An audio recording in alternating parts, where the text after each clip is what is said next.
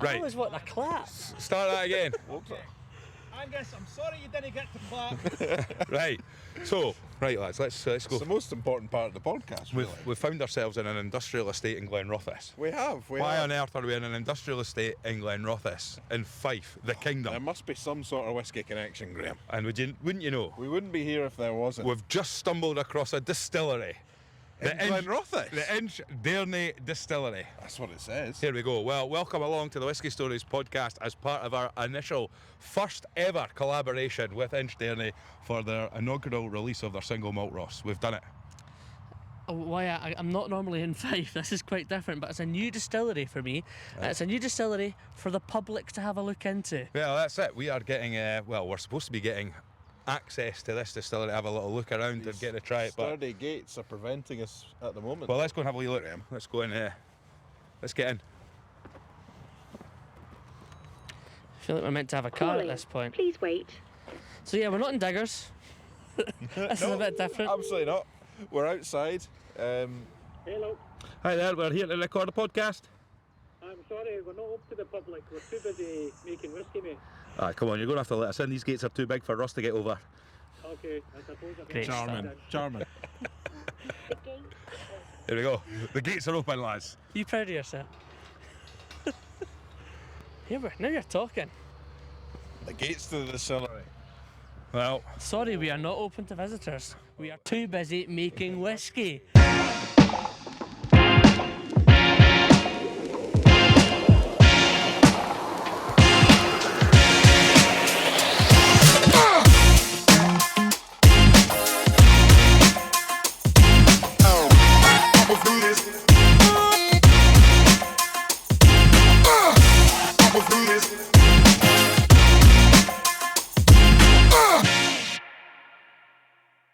the InchDairnie Distillery.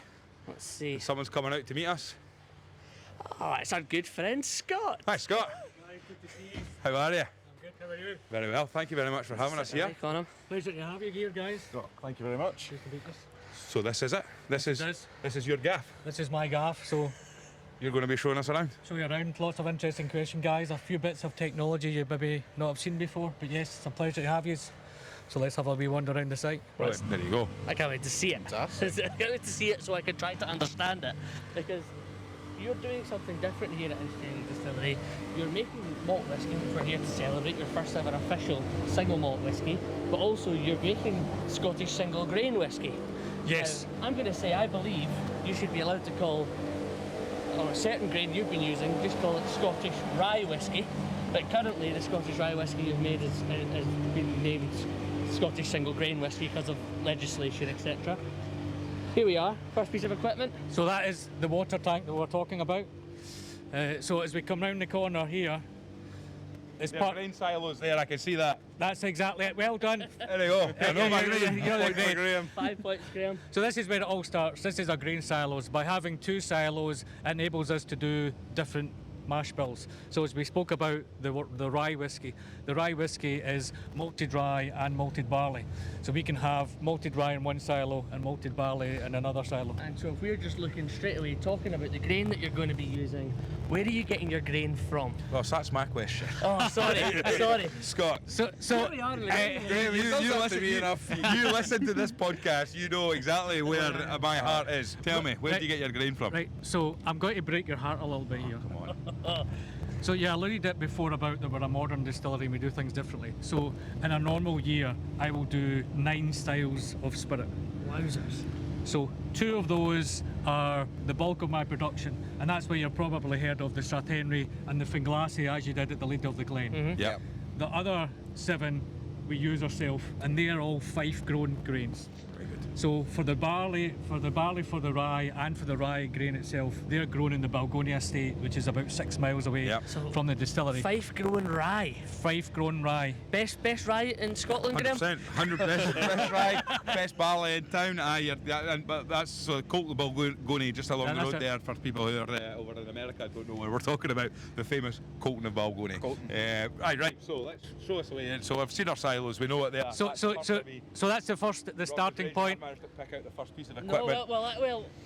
what I'm trying to do is I'm trying to be more leading today. I'm not going to say what's that and then answer it. Ah, well, we're that's going true. to go this way then. Okay, You did mention your water tank, water source. So the water source is the mains water that feeds the town of Glenrothes. Good Fife water as you well go, there. Yeah, There that's we exactly go. it. If it's very good, why not use it? Exactly. So there you go, Graham. Technically, I would say that mentioned to the water. So, having listened to the podcast many Yeah. times, lads, I know you like your whiskey and I know you know a lot about Absolutely. whiskey. But when we go through these doors, we're going to see a few things that you probably don't recognise. So you're going to show us in here, Scott, then? Yep. And this is the start of the building, basically. Yeah, and this is the start of the process. So this is the first part of the process here. So this is my mill. It's not a Porteous mill mill. or a Bobby mill. It is a hammer mill. Okay, I'm not sure I've seen a hammer mill Brilliant. before. That's the first thing Ross doesn't know on the podcast. I'm delighted with this already. But we always go to a distillery and they say this is Porteous Mill, and they went out of business because the product was too good.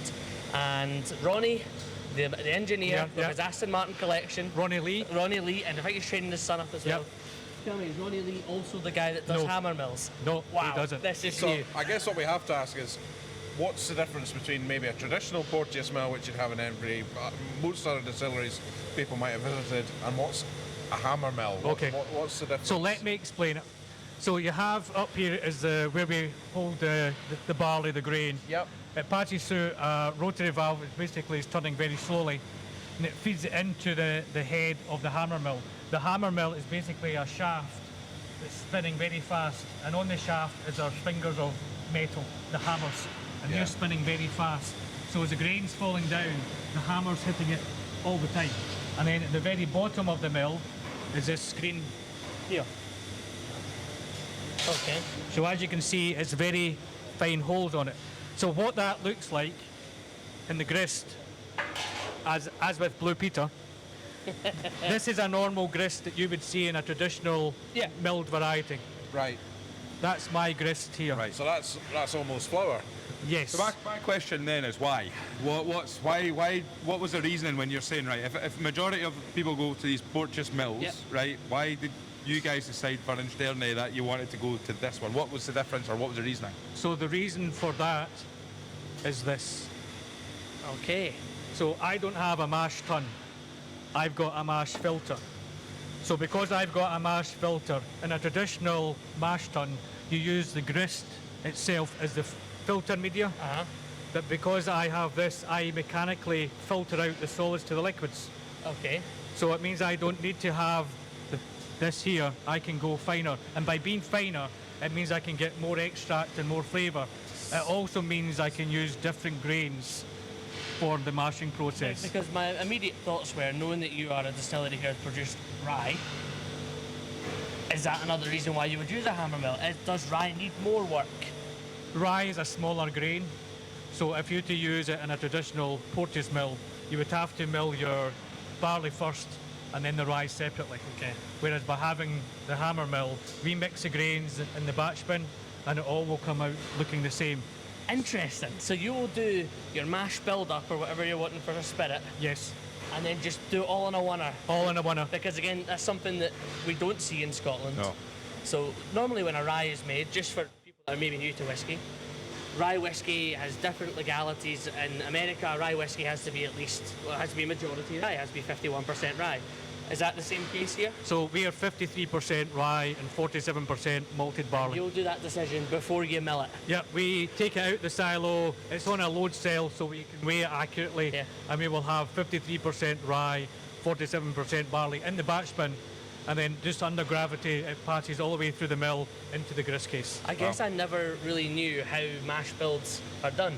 Because again, we don't, and we haven't for over 200 years, seen rye whiskey in Scotland.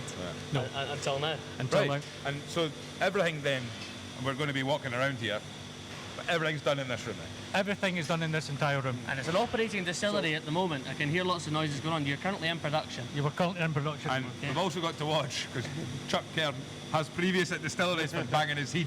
yeah, so you need to watch yourself with the bean behind them. We just got to watch ourselves. So you mentioned about your mash filter then. So Yes. most distilleries I've visited have a mash tun. So this is a big round thing, and it goes. You've got the The semi-loader mash tuns with the fingers. Exactly. that are set. It's going round and round. So how many distilleries in Scotland are using one of these mash filters instead One of more. a mash tun? Oh yeah? That's KinGlassie Distillery in Olness.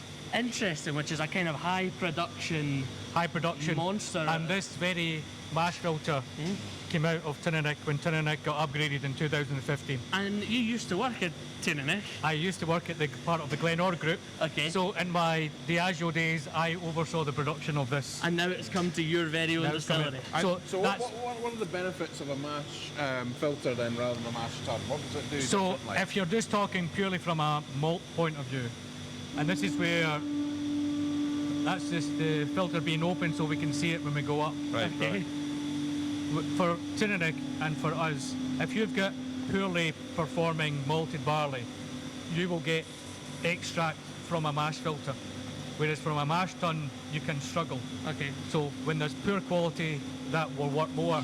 So for us And in the efficiency. and more efficiency, because if you think about it, we're using it to a smaller particle size in the grist, which means we'll get more extract. Also, with the mash filter, we get really clear wort. Right. And by using really clear wort, we add different yeasts. And by having those clear worts, we will get an impact of that yeast And on the you're flavour. able to build your personality for your different, what do you say, 7 different production styles for you. Yes. And so through this, you can, today we're doing X, Y, Z, Yeah. really make a unique and distinct change to your mash bill Yes, and to the yeast that you're using. exactly. And Are you going to show us? It's probably something it's probably something people don't talk about enough. It'd just be good to get your opinion. People ask about fermentation time, they ask about still shape. How important is that yeast to you, in your opinion, changing the For, yeast? and for InchDairnie Distillery, the yeast has a big influence, but that's because we have the clarity of the wort that we have going into the wash back. So for us, yeast has a big impact. Because people just say distiller's yeast. Yeah. What do you do? Every tour, you do distiller's yeast and you skip over it. Yes, exactly. Whereas you're experimenting and generally trying to do something quite different. Yes. And you can listen to the podcast episode that we did record as well to find out more about Really that, into that, the side- detail. that detail on that. Right, you're going to show us, I think we're up there next, all Yeah, right? we're going to go up here where we'll start the mashing process properly.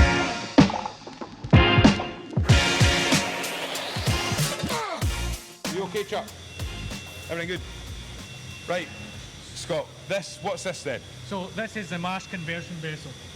So this is where we mix the grist with water. So it's very much like you would get in a mash tun.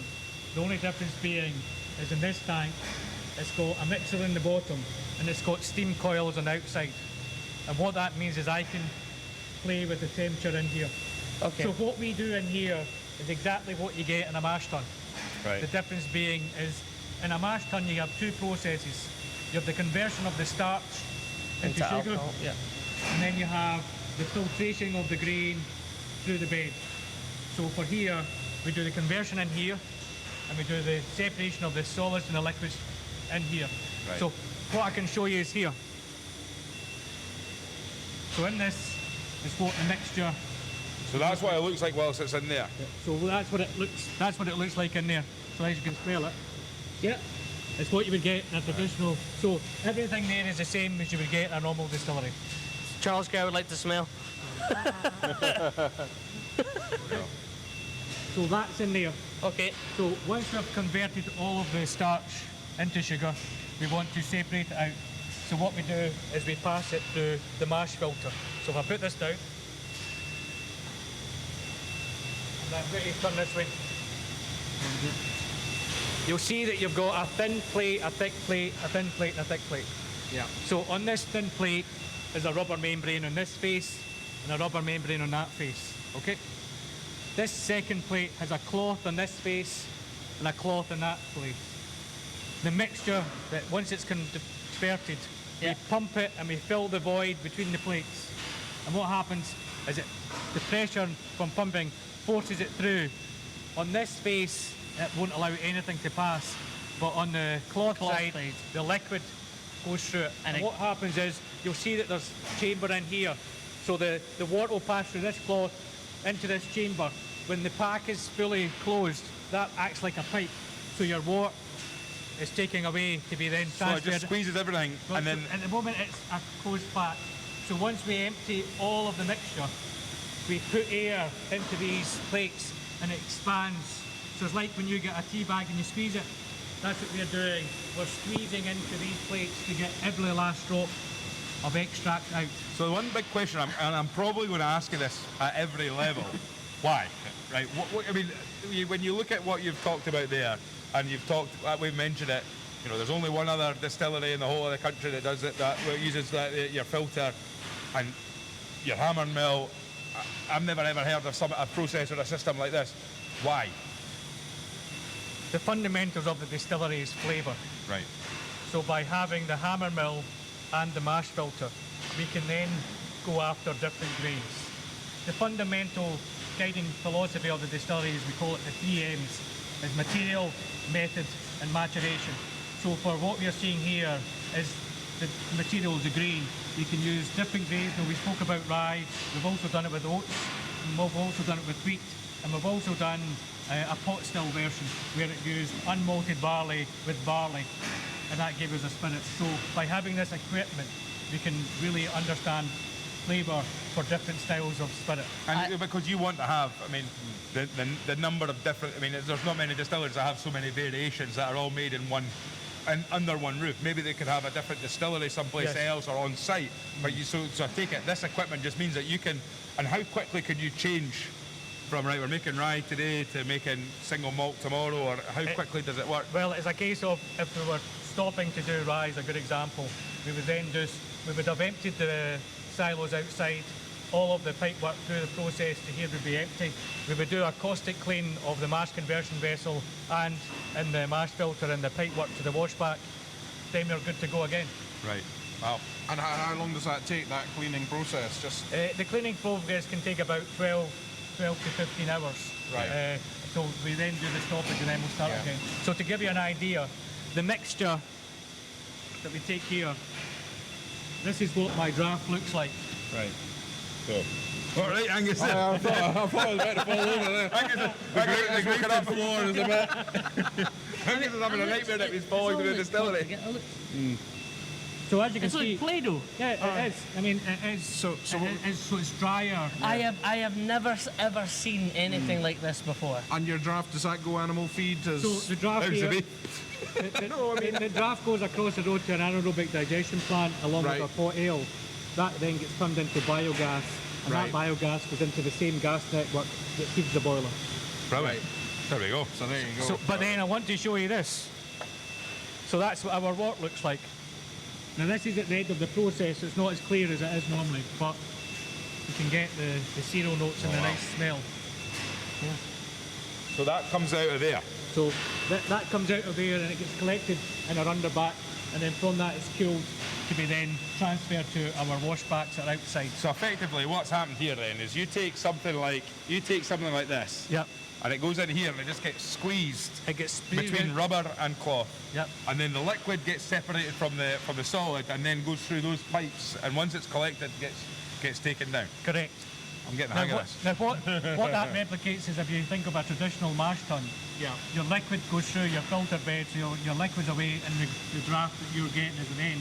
This is just a mechanical means of doing that evaporation. And is that basically, you know, Fifers get a bad reputation for being tight, and you're talking about squeezing tea bags. Sometimes my granny used to reuse tea bags, but basically by squeezing it, does that mean you are literally squeezing every single drop of liquid that you can get out of that? We want every drop out as we can be. So from a normal distillery, the original gravity, which is a measure of the sugar in your wash, would be about 1060, 1065. We're about 1070 to 1075. Wow. What that means is we've got more sugar means more flavour, and more alcohol as well. And so this is obviously working incredibly hard and really pushing against itself. Is it as easy as you can just replace one of these? If you get some ongoing maintenance going on, I can see people are checking and there's little notes on them. So we're actually... I've never seen anything like this before. These plates are the original plates that came from Tinnick, so these are 25 years old. Wowzers. So later on this year we'll be completely changing So this the is pack second out. hand really? as well. This came from Tinnick. This came from Tinnick because it was an opportunity at the time, and given the quest for flavour, it gives us the flexibility to go after flavour. We're not curtailed by a mash tun. Yeah. With a mash filter we can really go out the bit. And so you're saying you're going to replace all these plates? All of these plates will be replaced, and it'll be almost like starting with a brand new machine. Brilliant. Unbelievable. I've never ever seen anything like this before. In terms of efficiency and what you're trying to do, to get all that liquid you can do. I don't know why I've not seen this before. Cool. Yeah. It's one of these. It costs more. It's more expensive than a traditional mash tun. Okay. And it requires a lot more control. But as you can see in the building, this whole distillery is controlled by one person. So we use control systems. Okay. So it's inherent to who we are. So it's a natural progression for us. All set. Right, so I know what these big copper things are. They're stills, but They're stills, but not as you know it, Jim. Exactly. They're different sizes. There's lots of different things going on. So we're now very similar to when we were at Port Elite. We're going up, and is that sort of for space as well, utilising the space that we've got? Because we're using the same building. Yeah. All of our pumps and all that we require for charging and emptying the stills are below us. Yeah. And what also means is you get a great view. The view's absolutely fantastic, aye. Right over, so the Kingdom of Fife there, lovely. The soon-to-be Fife region of Scotland. Yes, well, fingers crossed. Aye. So the sugary wort that we had in the mashing process, it goes into our washbacks. Now, Yep. all our washbacks are outside because we embrace the seasonality and the temperature that gives us. And by having the clear wort, it means we can use different yeasts.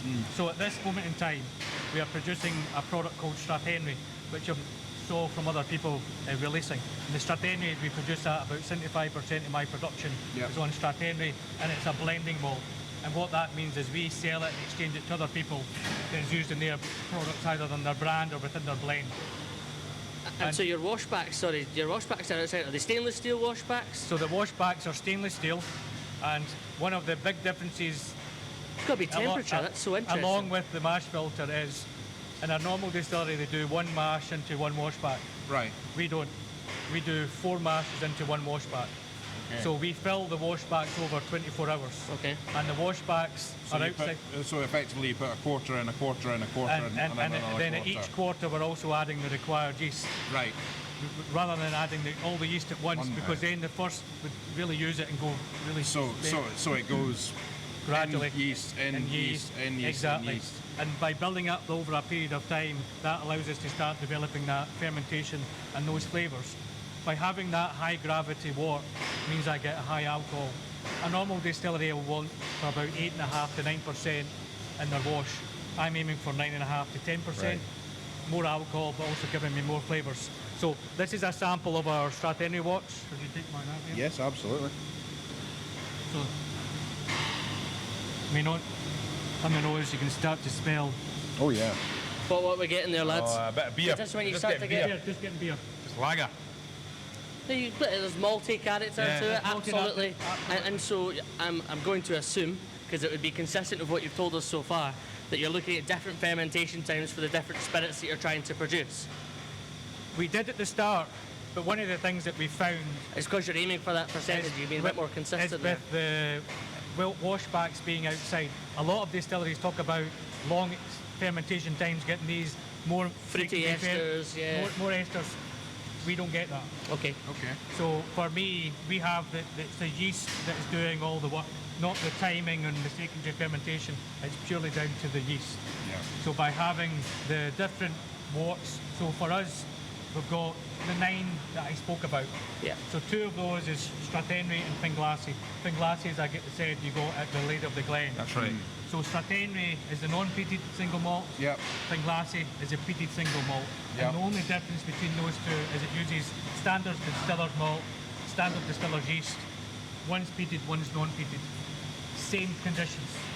Where we start changing things is where we go into the InchDairnie products. Right. So for the rye products, we use the rye, malted barley, and we use a different yeast. For InchDairnie single malt, we embrace the seasonality. So do you have a preference with temperature then?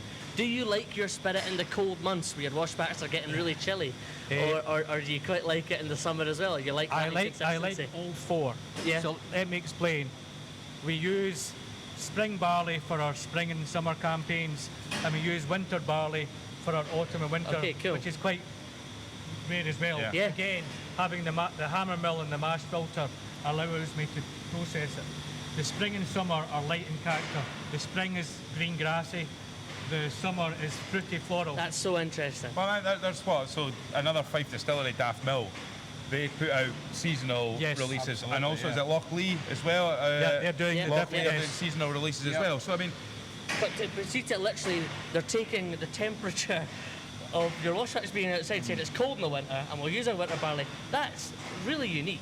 but then Genuinely what happens so if you unique. have a bumper winter or a bumper summer? Like if it's a warmer winter or a colder It summer will or change, vice it will versa. change. which It that- will change. There will be, but we embrace that Yeah. seasonality. Yeah. And then with the autumn and winter, by using the winter barley, the autumn is a lot more malty.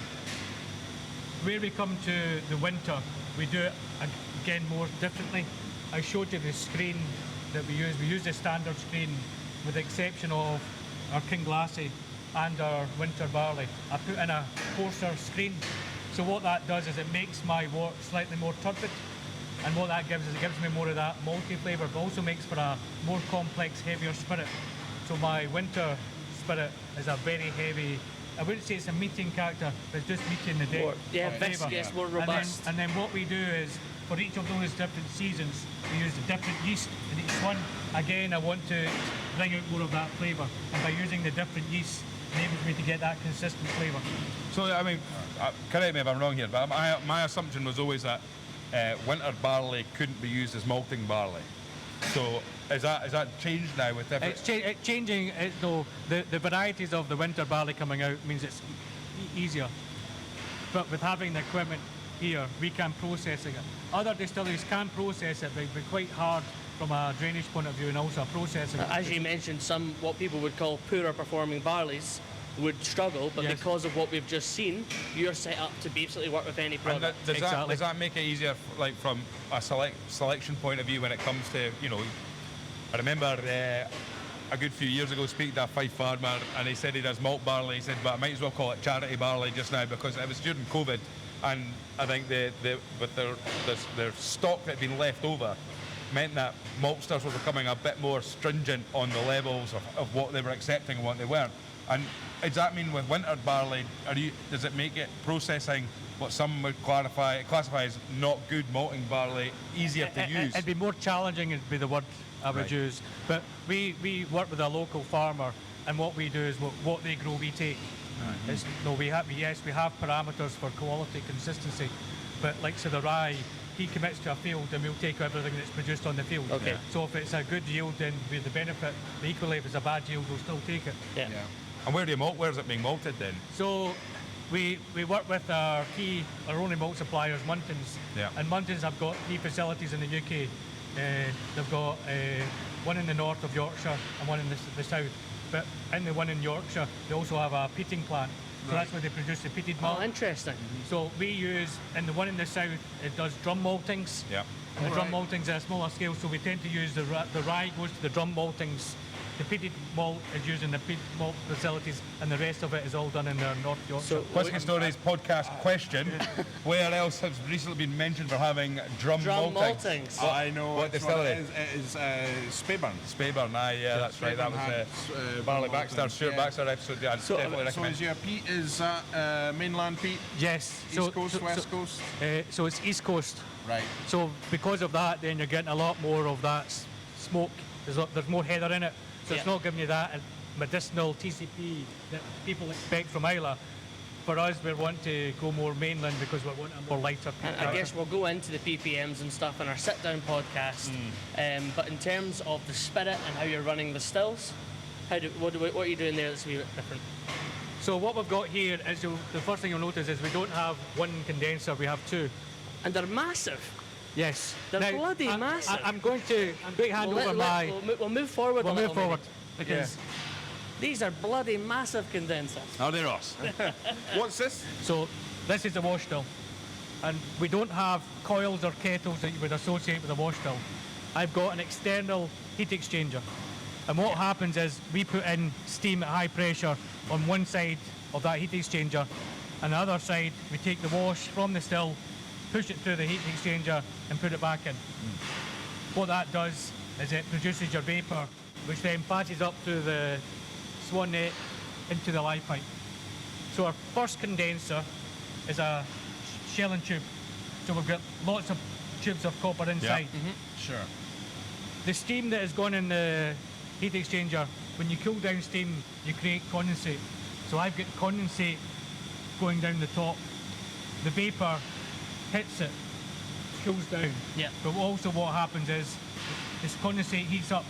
So the bottom of the condenser, the hot condensate goes that way, and the hot cooled vapour goes that way. Interesting. And then at this point here,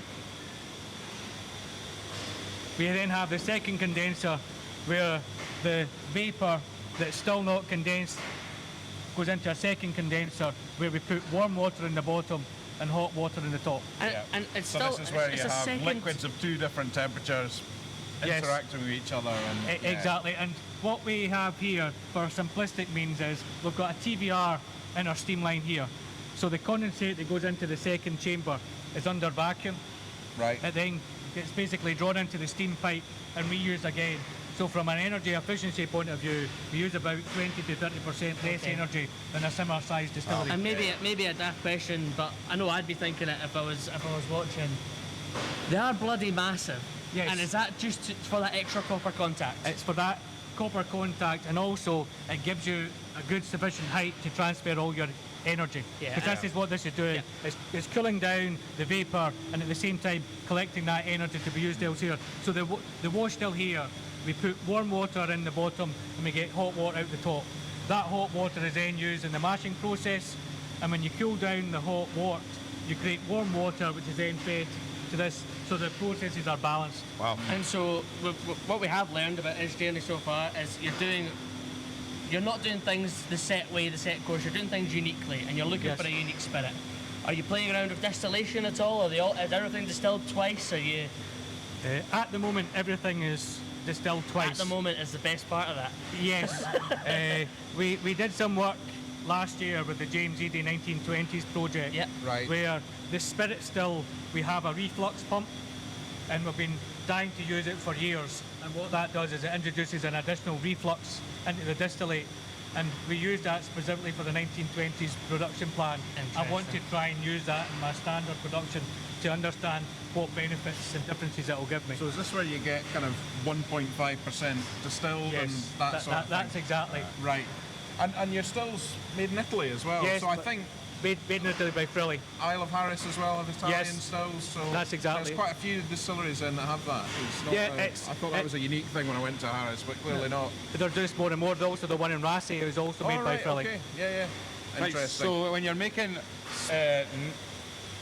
non-single malt, do you need to use taller stills or coffee stills or anything like that? So when we use the rye, we have a special still that we only use for the rye, and I'll take you that through there Oh, next. brilliant.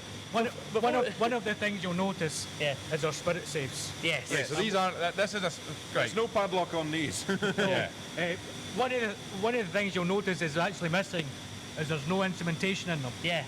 So this can be used the traditional way of measuring the density and the temperature, which gives you the strength of the spirit. Because But we don't use that way. and so in terms of cut points, So- how are you managing your cut points So- in these sample safes? So this is the wash still where all we're looking for is the end cut point. Now, we're engineers, so what we have on the stills is I've got a thermometer and a pressure, Okay. and there is a relationship between pressure and temperature and alcoholic strength. So in our control system, Yeah. there's a calculation that's taking place in the background that tells me the strength that's coming in there. So we don't need to measure it. At the very, very start, Okay. we did it, but we broke the technology and the information, so that's why we don't do it. It's purely for visual indication to make sure that we know the stills are running and we're not getting anything carrying over. And so we've obviously spoken on the other podcast about different PPMs and going in with quite a heavily peated barley. Are you taking an earlier cut to try and influence that spirit after maturation? or- For the KinGlassie, we keep the same cut as we do for the Strathenry. Okay. When I go to my own peated whiskey, which is KinGlassie, Yeah. I've changed the mill, I've changed the yeast, and I open up The cut, the cut points because I want to get a little bit more bread Yeah. and depth to it. So that's where we start to do the differentiation for ourselves. So we spoke to Torrevieja Distillery, who go in at a very, very high ppm, 80, 90 ppm, but take such an early cut that actually when you're tasting it, it's down below 10. Whereas you're opening that up, you want that big peaty flavour with your KinGlassie. Yeah, I want the flavours because as you go through distillation, all your phenols are left in the bottom end. But you need to be careful you don't try and go too much into the faints. I don't want the faint notes coming through. Yeah. I want a real crisp, clean liquid. And because of the malt, the peat that we use, I'm looking for that smokiness more. So that's your first single malt, really is getting that bit more oomph to it. Yes. Peated Fife Fife peated. single malt. There you go, eh? Okay, let's go Fantastic. see this rye still. Oh, it's a Lomond still. I've never seen a Lomond still. So we don't call this a Lomond still. You call it a Lomond Hill still? We call it a Lomond Hill still because to the north of the distillery is the Lomond Hills. Well, that's love right, it. yeah. Very good, eh? So again, for people that have never seen a Lomond still, So what we have is we've got a pot still bottom and a column still neck. And I know on ours, it's got 6 plates that are fixed. baffle plates. Baffle plates. And baffle plates are not spoken about enough in the whiskey No. industry as far as I'm concerned. No. You have to do it, eh? What do baffle plates do? So in the 6 plates, the baffle plates, as you called it, is a perforated plate. And on those perforated plates, I've forgotten the name of it now. Yeah. Bubble caps, sorry. Very good. We've got bubble caps. And what happens is, if you can imagine the vapour passes up through the plates, the vapour will go into the bubble cap and cool down. So when it cools down, it becomes a liquid. So on the plate, there's a thin level of liquid. So as the vapour passes up, the higher chemicals condense. It's only the light character gets to the top that we can then collect. Yeah. Now, for here, we call it ourselves a controlled precision distilling. Okay. And what that means is, in a normal distillation profile, you get the curve, where you start off at a high strength, then it will slowly drop down. And that's where you take your head, your heart, your tail. For this still here, we tell the system how much heads we want, how much heart we want, and what strength, so we can be very specific. And what that means is, you still get your heads, Right. but once it's reached the volume of heads, it's now on spirit. It'll keep running. And then if I want, for instance, of rye, where I want it to be a minimum of 70% alcohol, as long as it's above, it'll keep running. But if it drops below 70%, what happens is we have a reflux pump, and the reflux opens up, and some of the spirit that's condensed gets reintroduced and floods the plates. Okay. And then that brings the strength back up, and then it'll run it again. Now you need to be careful you don't run too long, because if you run it too long, you will start to interfere and go into faints. So although you can control it, it's not limitless. You have to understand there's a limit to how much spirit you can produce. And is there a change in behaviour for the spirit that you're producing if there's a high rye in the mash bill? We only use this for a rye Yeah. yet. I've not had a chance to test with normal malt spirit. We can use it either for double distillation, use it the spirit still, or with the setup, I can do triple And again, distillation. I've not had the chance, or not yet. But it just shows that you're generally trying to do something different here at InchDairnie. Your baffle plates, are they set how they are? Yeah, they are set how they are. Okay. We're not So you're changing- not going to be traditionally when people talk about baffle plates in the late 60s. It's the idea you can play around with them. Yeah, you and could open basically change them or close them, and you could take your spirit from to the change different copper cuts. contact. Yeah. So Milton Duff, for example, Yeah. had Moss Towie. Yep. So Milton Duff would be a certain style of baffle plates. So you'd open them up or change them, and that's how Moss Towie was produced. I mean, you talked about it being from an engineering background, Yes. Scott, and it really, I think it was Simon Smith talked about. He talked about how annoying Ardnamurchan is. That they're just able to churn out just quality liquid after quality liquid. Their produce is fantastic from a whiskey point of view. And with new distilleries, we are seeing it's more about the engineering of flavour rather than the accidental creation of flavour. You know, when you Yes. look back hundreds of years when people were doing it, but at the same time, you know, Stephen Woodcock talked about the guy that knew how long it would take to get to the still, to tap it, just to see that pressure to then go, that's ready now. You guys, like you said, it's a control room Yes. that you can literally start, and what you're able to do, and you're creating all these different products Yep. effectively by being able to play around with the engineering of the And flavour. it's because we have the equipment that we can then produce the different styles in a continuous and a consistent manner. Yeah. Because each one has got its own recipe. So all we are doing is we're moving from, say, Strathenry to rye. We just take out the recipe book, and it tells us this is the ingredients, this is the mill settings, this is the mashing settings, this is the yeast. It's so interesting. Yeah. And also, you're not limited yourselves with all the different ways that you've got in one room. like you've just said, we've not tried that yet, but there's always an opportunity where you can say, right, we've mastered this, or we've got that nailed down. Yes. If we've got time, you can just play around The with it. best way we can explain it is by having the mill, the mashing and the distillation is like a lever. And depending on what combination of leather you move, is going to affect the flavour. Yeah. So we are, after 10 years, are still learning and understanding the impact of turning those levers on the final product. Brilliant. Really interesting.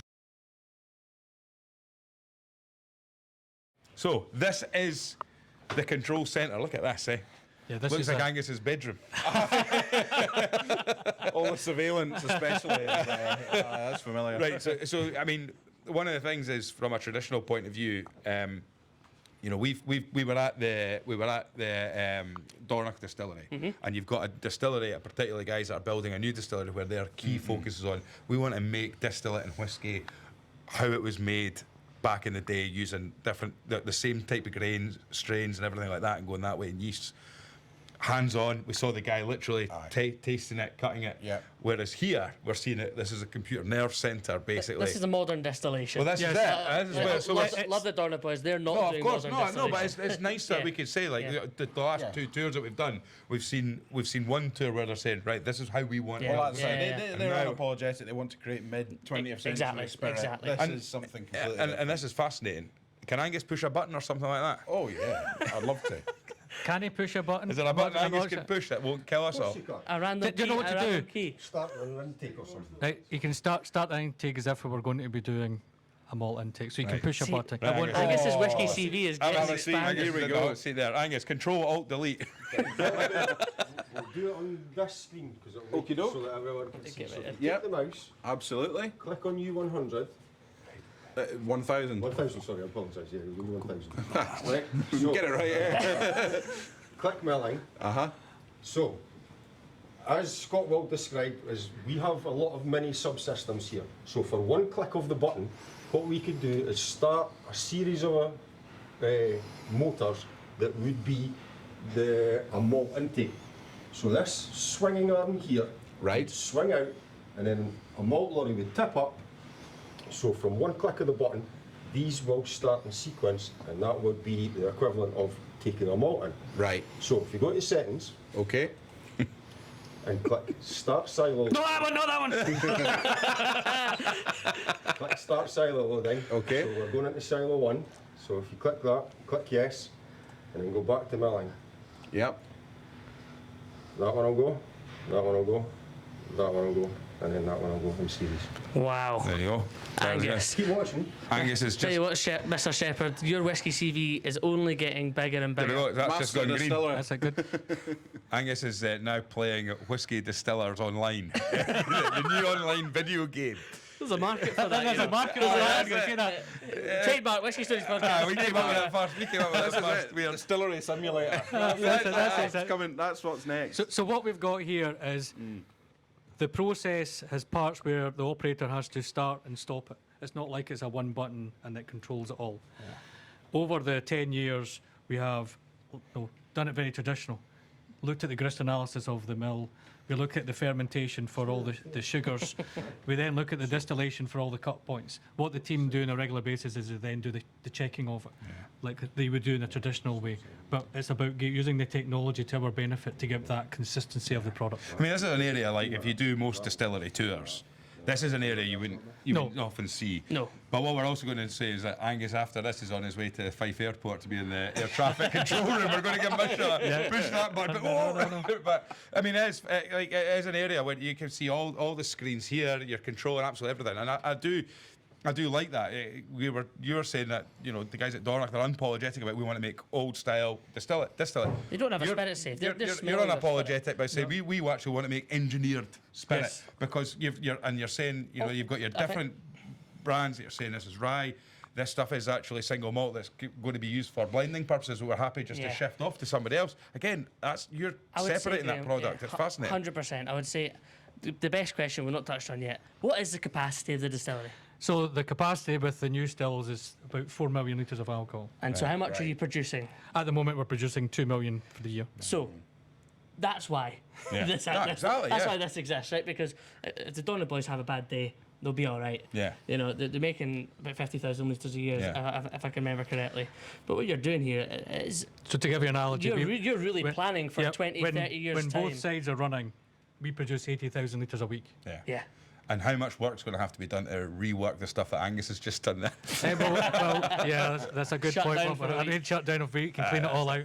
That's it. Well, brilliant. I mean, it's absolutely fascinating seeing The Shepherd seeing an bottling ale centre coming like soon. this. Yes. Thanks very much for your time. Cheers, Thanks, pal. Jeff. Thank you. Angus now fully qualified, is it? Yeah, that's him. Brilliant. He's good to go.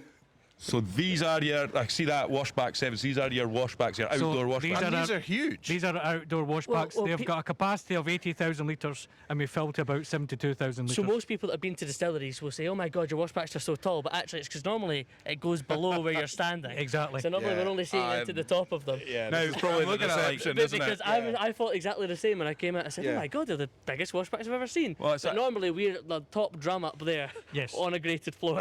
And, it's a lovely night in Fife tonight, as it is most nights, yes. most nights of the year. But like, will we start to? We talked about this at Port of Leith, where we were saying like some of the washbacks might be getting different styles or different weather scent, like hitting Yes. them. Like that washback there's getting the that's sun, getting the hitting wind it. right now. And it's Yes. hitting the wind, but then the one behind it might not. So More will protected. that have an impact, or is that something that you're prepared for and planning for? What we do is there's certain levels that we don't go down to. So there will be variation from some batches to batches. But that's where we get the consistency that will take it in the distillation. But for our own product, we do the seasonality and we embrace that seasonality. Because it's who we are and it means we can get some real wonderful characters in the washback. Absolutely. Now, I've just got myself really, really excited because when you walk in, you see warehouses. But what I've just realised is those warehouses are just they're not even the start of it, are they? Look at this. Look at the space and the warehouse you've got. So is that 4 warehouses on that side, and is it another 3 or 4 Yeah, warehouses? so on that we side? have 4 on the left-hand side. We've got 3 in this side, and then in the back we've got another 2. And so all the spirit you're maturing on site is it also stored on site? Everything is stored on site. Dozy. Well, let's have a. How many? Love to hear. How many casks right now are you storing? So on the site at the moment, there's about 175,000 casks. And what capacity would that look like? Like what space have you got to deal with? Well, if for each warehouse, the warehouse is spent to 2 pods. Each pod is 1,000 square metres, and in each 1,000 square metres, we can hold 11,000 casks. It's massive. Yes. Absolutely massive. So you're a warehouse man, Graham. Break it. I guess we're about to get in, but I mean, how many racks high, etc. I'm sure you're. Well, it really depends if they're going for cask racking or palletised racking. So no, actually, I mean for you to ask Scott rather than me asking you. Oh, right. Well, but what I would say is, just to flex, Russ, because this is the opportunity that I get It's to true. flex. It's true. Is that what 1,000 square metres? Now I'm right in saying for every 1,000 square metres, a firewall by regulation standards that has is to be correct. put into place. Yeah. That's correct. So as you'll go In in here, we'll go in here, and I'm not going to say anything. I'd like just to get your reaction. Okay. There you go. Good Lord. Oh, how good does that smell? That's an incredible smell. But so this is palletized racking then, isn't it? So this is I've heard Graham talking about this where most of the, if you go on a tour of a whiskey distillery, you'll mostly see maybe like a dunnage warehouse where it's that traditional kind of dirt floor and then, casks stacked vertically, horizontally rather, on top of each other, whereas this is vertical. So you've got casks. Most people don't see casks in this form where they're sitting Vertical. Up the way. Yes. So with being a modern distillery, we also use modern warehousing practices. Yeah. So this is a better use of space. So this is a better use of space. So Again, efficiency. efficient. Now, what you do find is because of a palletised warehouse, your losses are slightly more. Yeah. But that's not to the expense of the fact you can get a lot more volume in a warehouse for And the square footage. a question I've always had about this is there any indication of maturation changing because the cask's sitting upright rather than on its side? I couldn't answer that purely because all our pallets Again, are casks are palletised. Yeah. So we've been palletised from the very beginning. It's not like we're a traditional distillery that's moving into palletised. We've always been 100% And palletised. you've got a lot of retail. A lot of retail space here. There'll be other distilleries saying, "We've got no space left. Can we source our casks here?" I'm sure you've probably got casks from all over the industry in here. Yes, we've got a few. I won't name. Of course not, no. Try and keep them, but but as we said at the start, the Strathhenry is a malt that we sell to other people. We Yeah. also do exchanges. So we do exchanges with other distilleries. Yeah. And what that does is it gives us a portfolio of Of malts liquid to work with, right? to work with. And is this your cask filling area here as well? Yeah, this is so. Just Well, a giant. just a giant petrol fill- station. Yeah, that's exactly what it is. In a lot of distilleries, you'll probably see, so the central arm is where we fill our new make into the cask. So you'll have two pallets side by side on the platform. On either side, you'll see that these are longer arms. That's for sucking it out. So that's our disgorging part. your suckers. That's our suckers. So a lot of the That's your next job, Angus. a lot of the industry will use a trough that Yeah. falls into it, but we're a modern way of So you're working. pulling it out of the So cask. we're pulling it And How out. quickly can you fill a cask? You can fill a cask in under a minute, Right. Aye. And how quickly can you soak a cask? in about 1.5 minutes. Fast, Very fast. good. So I mean, again, and now with regards to your toilet, I take it you need to have 2 bungholes on the cask then. Yeah, but what we do is when we buy our wood from the source, we don't have any bungholes in the side, we only have it in the head. Right. It's only if it's from a refill or from a yeah. bourbon that's been used somewhere else. Okay. But for any of the new casks, we want it to be removed. Yeah, and so like you're saying, there's your firewall that goes through to the next. I mean, again, when you really see the scale of it. Yeah, and in here you can see the different woods. You know, you've got your general refills here. You can also see we've got some ex-bourbon, and then here we've got our Andalusian wines as well as our It's amazing. red You're wines. answering our questions before we even ask them. And look at this, guys. Look at this Okay. forklift. This is a so I take it this is a wee cask extension that you can stick on your forks there. Yep, that's our cast turner. Cask turner there. You look at that, eh? Absolutely fantastic. Of course, ATEX rated as Of well. course, ATEX rated, yes. That's a very Okay. special. Ross is raging, eh? He doesn't know what he's thinking. I can't get a word in there, Ross. Now, No, it's just I'll ask you a question for God, once. right. So, how high are they?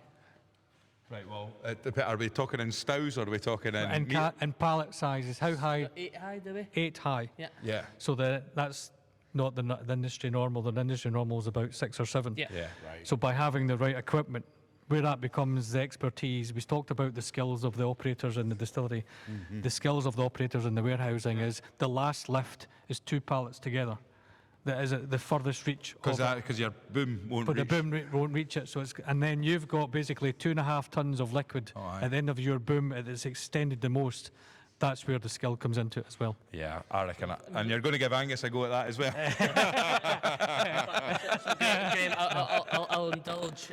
Going, are these good forks? Could you work these forks? Oh, 100%. I no bother at all. Yeah, I but mean, the your thing rated is, capacity. I'd need to see his license before I'd let him on the forklift. I think it's long since expired, but I'm just trying to see your rate because your rated capacity on these forklifts, of course, we're 5 really, tons. 5. Yes, you're a 5 tonner. You're a so, B2 license there. Before That's we go too interesting. into the machinery that moves casks, let's talk about the casks that you've got, as you kind of hinted on. You're a modern distillery using modern distilling practices, and also you've got a modern approach to maturation. Yes, we do. So as we spoke about the InchDairnie brands, we try and incorporate the cask type to the liquid. Right. So for the rye whiskey, we put it all into virgin oak casks. Yep. But what we do is each year we use a different forest. So the first year we did the Ozark, the second year we did the Appalachian forest, That's and then cool. the third year, and then we are seeing differences Different between areas, different areas. For the InchDairnie single malt, the spring, summer, autumn, and winter, we put different casks because if you've got quite a light, delicate spirit, you don't want it to be going into a very heavily sherried. Yep. Sure. So we've tried to line it that way. Wow. And we've actually moved away from it being in what we call sherry. Sherry is the sherry triangle of Jerez. We've gone out of Jerez into Montilla. And what that enables us to do is we can get what we call Andalusian wines, Yeah. and it gives us a good quality and a good breadth of flavour. And we've been speaking to a lot of people from across the industry, and people talk about ex-sherry, ex-bourbon, but really we've been speaking a lot about the effect of the oak. If it's European oak, that's actually maybe more important sometimes. Yes, you know. so for us, we've got some European oak, but we've also got a high percentage of American oak Yeah. because we want that lovely vanilla and caramel Yeah. that really works well with our spirit. You're saying as well, you've got wine casks. We've in got there, ex-wine casks ex-wine as well. casks. We've got export casks. Yeah. So we're only 10 years old. Anything like tequila or anything like that? No. How niche are we? But- Kind of Any experiments? any experiments? Yes, I have got some experiments. Herring casks? Not Frisco casks? 5 ginger beer casks. It doesn't go to that extreme, I'm afraid. Okay. From a cask perspective, we've focused on the Andalusian wines as a good starting point. But there's also some wonderful European sweet wines that we're also looking to. and cask purchasing as well is something that the distillery is doing. Yes. Isn't it? So like there'll be casks maybe not in this way, but it's stored on site that people at the very beginning of the journey maybe invested in and bought casks. Is that something that people can still get involved in? So we don't call it as an investment. Yeah. So what we have is every year we release 30 casks, and that 30 casks has got InchDairnie spirit into it, and each one is a different season. And each year we do a different season with a different cask type. Fun. And that's so that people, and it's not for investment, so that people can enjoy our spirit. And that spirit is going to be unique, because when we do our InchDairnie single malt, we're using casks that we don't actually use in our normal production. Yep. Right, So it's purely unique, because we want people to come and understand our quest for flavour and be part of that. And now with the single malt releases that we're here to talk about, you know, the cask maturation's been a big part on that front, Yes. isn't it? So because it's not just one single malt you're deciding to bring out. You're like everything else that you've talked about. We've done two. You've done two. You did two different things. Yeah, so what we've done is our KinGlassie is in the name, KinGlassie being the village local to us. Yep. And what we're doing... Sorry, KinGlassie. That's the local in you. And what we've done is we started off in an ex-bourbon cask for 5 years. Right. Then after 5 years, we took some of that liquid and we put it into an Amontillado seasoned cask. Yep. And we left that for 3 years. So we've got an 8-year-old. So we've got a double matured, and we tasted that and it's wonderful. We'll like to taste it later. Yeah. But we left some of the original liquid in the ex-bourbon Yep. and left that for another 3 years, and it's gone in a completely different direction. So that's what we call raw. And so because the whole process you've shown us, Scott, is you want to champion the spirit. Yes. And so raw is an example of a product where really it is about everything we've just seen there. What makes you unique? You're not trying to blind the spirit with a cask type. No, it's about learning as well. Yeah. No, we're only 10 years old, so we're still learning and listening to the spirit. We want to fully understand, and at the moment we've got a real plan, but like any plan we need to deviate if we require. So this was purely from an experimental point of view, Yeah. is understanding what the effect of maturation has on the flavour of our And we spirit. will go into detail in the other podcast, but also you waited 8 years for your first single malt release. Yeah. That's a credit to you. No, thank you. We wanted to be there for the spirit is right for the consumer. Yeah. And so that's where we're going. And I believe we are going to try some of this. So now we're going now. After smelling this. And also you're starting with an age statement as well, which is something, you know, not every other distillery has Absolutely. done. So that No, and- you know, and it's another decision the- as well that you've made. Totally agree. Yes, we were really showcasing that it is 8 years old. Yeah. We've been very open. You're really proud of about the it. spirit. We're really proud of the spirit. And the fact it's got that age gives it that, no, for a new brand, people will look at it and say, okay, that's 8 years, let's go and see how that tastes. Brilliant. Well, I'm champing at the bit That's for it. that. We hope Okay. you enjoyed the vlog. Well, we've still got another wee bit to do. Have we still got another So video? it's- Oh, great. Leave this. Leave that to me. Are you going to introduce the challenge? Yes. Now, normally, Scott, we have a feature on the podcast which you very much enjoyed called Play Your Distilleries Right. However, we are in one distillery, so we don't have to worry too much about this. Angus did his very best to butcher that episode, that game in the episode of the way up to Doric. But this is not Play Your Distilleries Right. This is Play Your Grain Right? Shall we call it that? That's a very good one, play your grain right. Welcome along to Play Your Grain Right. Do, do, do, do, do, do. Woo. Right.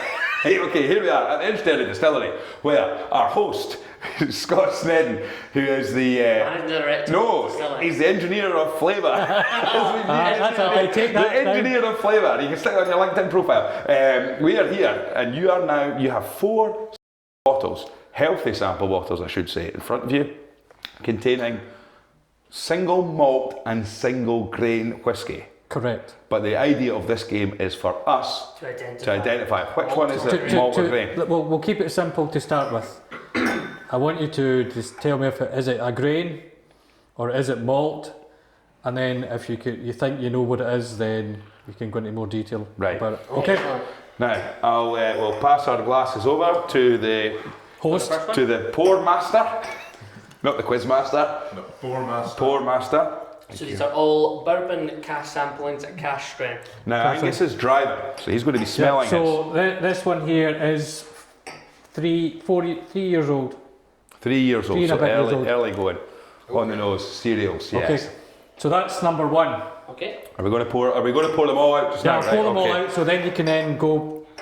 Now, as we always say on the podcast and with tastings, we are going from our left to right with this, and as was questioned on the first ever Indie Bottler Spotlight. Who's left? Stage left. So that's sample number 2. Sample number 2. Oh God, that smells exactly the same as the first sample, to be perfectly honest with you. Yeah, but it'll be more in the taste. It doesn't. I'm getting the difference of some Okay. Good, that's that famous Angus There you nose go. coming through there. Aye, that's it. Number 3. Head of nosing, Angus. Head nose.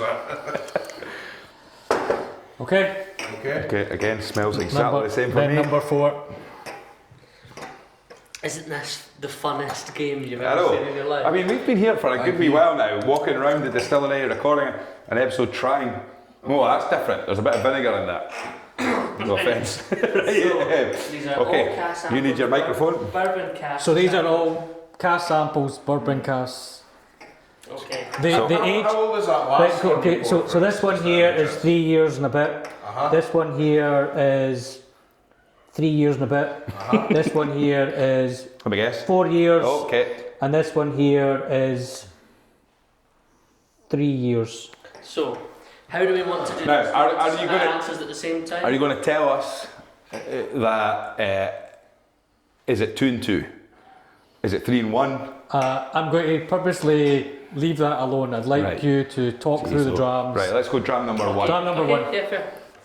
First, what do you get in the nose? So, Bourbon. for me, the nose is quite malty, quite cereal, yellow fruits, but familiar. Yeah. Okay. And the taste? Spicy, but It's also the strength. now. And I am confident with number 1. Okay, good. Okay. Okay. Nice comfort. Number 2, on Angus, the how are you nose. finding it on the smell? It's like a basset I'm getting hound. quite florally. Yeah. Quite florally. Now, Number 2, number 2 on the nose, I don't want to give much away. Funkiness in that. There's a bit of farmyard in there. I Smell, taste wise. I taste farm. I taste a bit of. It smells lighter than the first one for me. It's a more delicate. More savoury More palate. delicate. Yep. yep. More savoury palate. Is it as complex, Nearly less missed my mouth complex? there. Give it too much. I know. I would say- Enjoyed that Rilo too much in the taste. On now. the nose, I think less complex. Okay. I think that's got more. I would say that is more complex Okay. than the first one. Yeah. So number 3, The number 3 is my favourite nose. Yeah. Is it? What makes it your and favourite? then on the taste, How can you get a favourite? I mean, I'm getting 2. Number 3 is my favourite nose, significantly so far. I've got a wee theme going on here. number 3, have you tasted it? I've tasted it, yeah. Okay. I get kind of. Oh, Oh yes. Okay. try 3 again. This is such a good game. Right, because we could get done here. Okay, then number 4. Now I want to say, Scott, that we were disappointed in our colleague and friend here, Ross Barr, had us at a tasting recently where we had to select the flavour profiles and he had little cards which had little pictures on it, and we would have to try a dram. I think I know 4. Four or five flavour profiles that we'd have with the pictures, and what he had was at the very last dram. He said, "I just want to let you know that was it green apples and chocolate were 2 flavour profiles that I just added in, as they're not actually listed on that." And of course, 3 of the 4 drams that we had done, we'd stuck green apples and chocolate in there, raging at them. So I'm hoping that there's not a twist in the tail with this. To me, A QI drill. to me, 4. It reminds me very much of like a new makes for it. But that's- I think it's quite. 3 years. That one's the youngest one. I think it's interesting. Do you have your answers for malt or grain? What I do have.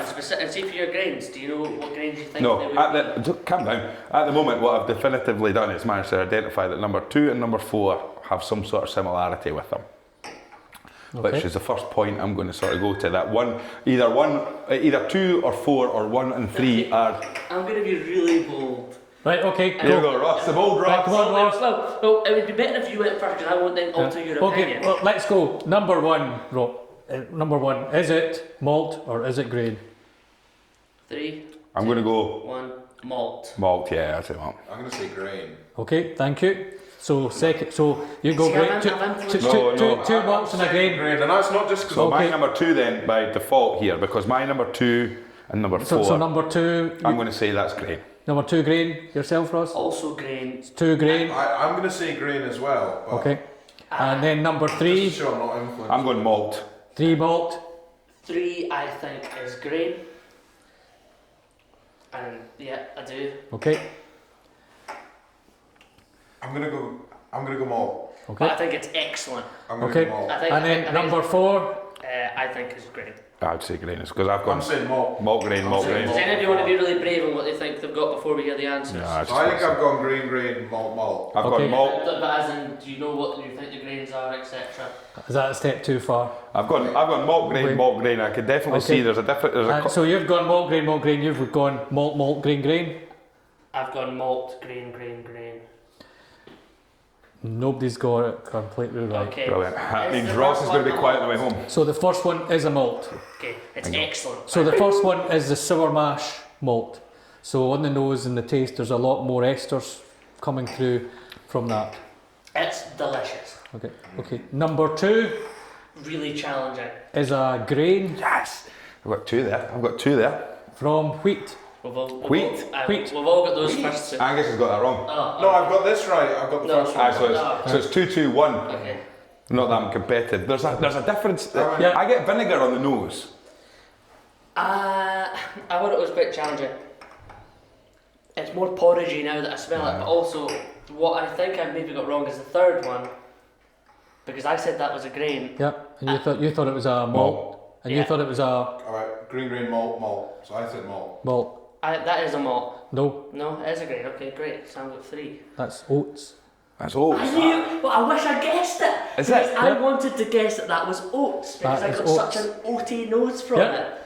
Genuinely, and we spoke about it earlier. Yeah, I know. I'm And- really and annoyed you said that because you that would liked have it. killed him if I just guessed. Is that oats? And then Oats. so then the fourth one. Now it smells like oat, So oat milk. the fourth one. it honestly is, yeah. So I've got 2. Hang on. Before we go to it, we've got to build the suspense. Scott, if you want to host a whiskey-based, podcast-related Apologies. game show that we're making up, right? Build the suspense. Okay, How many so have you got right? The so scores far? the doors. I've got 2. Ross had I've got 3. right. Okay. I've got one right so far. Right. So 2, 3, 1. right, so the last one. The last one you said was a grain. I also said it was It was grain. grain. Would you like to I change said your malt. answer to You beat said me? a malt. Hang on. Just wait 2 seconds. Would you like to change your answer to beat me? There's a consistency here. I see something between number 2 and number 4. I thought 4 was rye, Okay. and I thought 3 was oat, and I thought that was malt, but I didn't know what 2 was. I would not. Not What was number 2 again? So number 2 was the wheat. Wheat. Number 2 is I wouldn't have been able to guess wheat. I'm going to stick. I'm going. That's right. So I that's- thought so- oat and rye. So you've got grain, and you've gone I've gone for for malt. malt. Why not? And the winner is it's a malt. Wow. Angus pulls So- it back. So Angus that has there. I got 2 right. I got 2 right. Yeah, You Same. got. 2, 2, 3. Ross wins. So Ross won. I hate that. Do you know, So the last one is The worst ending we could have had. Munich malt. Munich malt. oh. Munich malt. There we go. Guten Tag. Oh, so what was your favourite sample, Graham? Wunderbar. What was your favourite sample? uh, I think 1 is actually I excellent. like 1 is one. actually. I think 3. So wait, talk us through 1 again, so we can turn them round now. Right, so number 1 was the sour, number 2 was sweet, number 3 was oats, and number 4 is Munich. So have we So malt, grain, malt. got? There we go. Can I just say that is the first oat Scotch Yeah. I've ever had, and it was my favourite whiskey out of the 4. Oat. Yeah. A That's probably a first for all a of nice us. oaty whiskey there. Yeah, Munich malt. I would say that we've probably tried I'm really sorry that a Munich malt before when we were in Munich. In Germany. Slurs, distillery. Distillery in Bavaria. Yeah, so I'm sure they would probably use Munich I malt. think all the For the audio listeners, this probably wasn't great, but for the visual listeners, Well, this is a banger. Honestly, I think, Scott, if we were to ever want to do another whiskey-based malt or grain. malt, or no, just generally, you can come back as a host, I think. Yeah. Angus can give you a shot of a sparkly jacket. Yeah, that'd be fine. And you can run you out, and it says, "Nice to see you. To see you, nice. It's nice to have whiskey. Yes, it is. and we can have that. Listen, thank you very much for that. No. Absolutely fantastic. A lovely way. I mean, so this is the sample room that we're in. Yeah. Yes. How cool is that? And this is an opportunity. Our first sample room. Yes, absolutely. It is our first sample room. Could we call this a sensory session? I think you've just done it. I think you just have. There we go. And also, actually, we should also say, if people want to get in touch about InchDairnie, where do they go? So if you want to look about InchDairnie Distillery, So if Daniel Cunningham is your European sales manager, you can get him online. Get him online. And then you've got a website as well. Yeah, we have got a new website and we have it now called InchDairnieWhiskey.com. And the best thing about it is, best way to get in touch with the distillery is to buy a bottle and scan the QR code on the back of it. That's exactly it. Only £160 for 2 bottles. Well, and you can get them through the Royal Malt whiskies for the double matured, and you can get it on through Whisky Exchange as well for the raw. For the first Exclusively And I think for us. that, I mean, honestly, I can't thank you enough for filling Angus's boot up with all the bottles that we're going to get to take back to Diggers with us. But listen, Scott, thank you so much for coming on. It's been absolutely fantastic. Thank you. Lads, well played in the game. Unlucky. Thank you. Yes, Unlucky. yes. Yeah. We're getting closer. We're getting Better luck closer. next time. It annoys me that Ross has to know absolutely everything. He needs to do it, but you know what? Credit where credit's due. He knows what he's I would talking lose about. my job if it. The definition of a wanky tasting though. Well done. Anyway, thanks very much. Cheers. Thank you. Well done. There we go. Isn't that interesting? That oat is fantastic. Charles, stick your nose in these. Hey.